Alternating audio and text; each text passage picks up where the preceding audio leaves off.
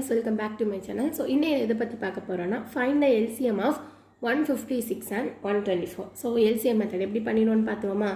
So first 156 க்கு prime factorization method use பண்ணனும். ஓகேவா? அப்ப எப்படி எடுப்பீங்க?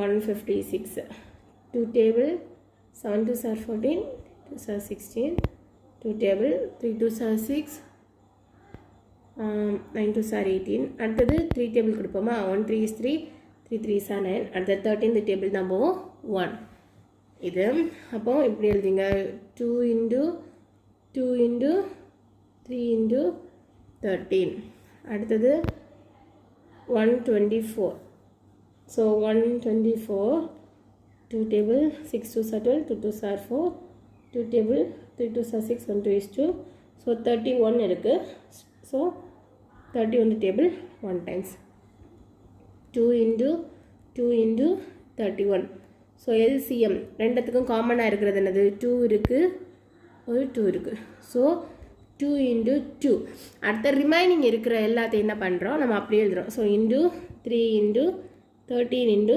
31 so இத மல்டிப்ளை பண்ணும்போது உங்களுக்கு என்ன கிடைக்கும் கரெக்ட்டான LCM of இதுக்கு 156 க்கும் 124 க்கும் நமக்கு என்ன கிடைக்கும் ஆன்சர் கிடைக்கும் ஸோ இந்த மாதிரி பட்ட ஷார்ட்கட் வீடியோ உங்களுக்கு மேக்ஸ் வேணா என்னோட சேனலை மறக்காமல் சப்ஸ்கிரைப் பண்ணுங்கள் தேங்க்யூ